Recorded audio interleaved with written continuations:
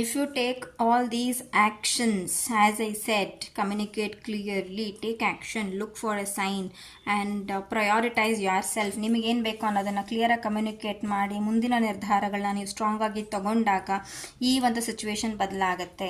So you have to make sure ಅವ್ರಿಗೆ ಒಂದು ನೀವು ಸಿಚುವೇಶನ್ ವೈಸ್ ಏನೇ ಇದ್ದರೂ ಏನೇ ಭಯ ಅವ್ರಿಗೆ ಏನಿದ್ರು ಅದ್ರ ಬಗ್ಗೆ ಅವ್ರಿಗೆ ಕ್ಲಾರಿಟಿ ನೀವು ಕೊಡ್ಬೋದು.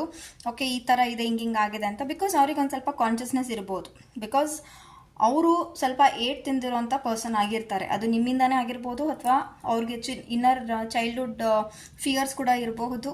ಸೊ ಇದು ಎಲ್ಲ ರೀಸನ್ಸಿಂದನೂ ಕೂಡ ಅವರು ಇನ್ನೂ ಸ್ವಲ್ಪ ಜಾಸ್ತಿ ನೀವು ಅವ್ರ ಮೇಲೆ ಪ್ರೆಷರ್ ಹಾಕೋದ್ರಿಂದ ಇನ್ನೂ ಅವ್ರಿಗೆ ಇರಿಟೇಟ್ ಆಗ್ತಾ ಹೋಗುತ್ತೆ ಹೊರತು ಅವ್ರಿಗೆ ರಿಯಲೈಸೇಷನ್ ಆಗಲ್ಲ. ಸೊ ಅವ್ರಿಗೆ ಸಿಚುವೇಶನ್ ವೈಸ್ ಸ್ವಲ್ಪ ಕ್ಲಾರಿಟಿ ಕೊಡೋಕ್ಕೆ ಟ್ರೈ ಮಾಡಿ, ಅದು ನಿಮ್ಮ ಆ್ಯಕ್ಷನ್ ಮುಖಾಂತರ ಕೊಡೋಕ್ಕೆ ಟ್ರೈ ಮಾಡಿ. But B open and tell frankly about the requirement.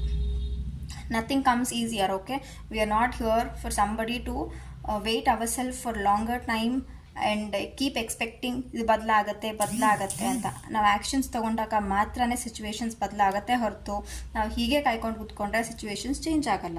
So ultimately this is the message of your cards at this moment of time. So ನಿಮಗೆ personalise, this could be again collective. ಕೆಲವೊಬ್ಬರಿಗೆ resonate ಆಗ್ಬೋದು ಎಲ್ಲ points, ಇನ್ನು ಕೆಲವೊಬ್ಬರಿಗೆ ಎಲ್ಲ points resonate ಆಗದೆ ಇರ್ಬೋದು. But ನಾನು ಓವರಾಲ್ ಎನರ್ಜಿ, ಒಬ್ಬೊಬ್ಬರಿಗೆ ಒಂದೊಂದು ಎನರ್ಜಿ ನಾನು ತೊಗೊಂಡಿಲ್ಲ. It's like a collective reading. So ನಿಮ್ಮ ಪರ್ಸನಲ್ ವಿಷಯಗಳನ್ನ ನೀವು ಚೆನ್ನಾಗಿ ಅನಲೈಸ್ ಮಾಡ್ಕೋಬೇಕು ಅಂತಂದರೆ, ನಿಮಗೇನು ಕಾರ್ಡ್ಸ್ ಬರುತ್ತೆ, ಅದರ ಮೀನಿಂಗ್ ಏನು ತಿಳ್ಕೋಬೇಕು ಅಂದರೆ, do take a personal session with me. But this is a overall him or her energies, his or her energies at this moment of time. ನಿಮ್ಮ ಪಾರ್ಟ್ನರ್ ಫೀಲಿಂಗ್ಸ್ ಮತ್ತು ಎನರ್ಜೀಸ್ ರೀಡಿಂಗ್ ಆಗಿತ್ತು. So let me know ನಿಮಗೆ ಇನ್ನು collective reading ಯಾವ್ಯಾವ ವಿಷಯಕ್ಕೆ ನಿಮಗೆ readings ಬೇಕಾಗ್ಬೋದು. ನನ್ನ ನೆಕ್ಸ್ಟ್ ವಿಡಿಯೋ ಅಪ್ಲೋಡ್ ಮಾಡೋದಕ್ಕೆ ನನಗೆ ಹೆಲ್ಪ್ ಆಗುತ್ತೆ. And thank you so much. So this is your reading.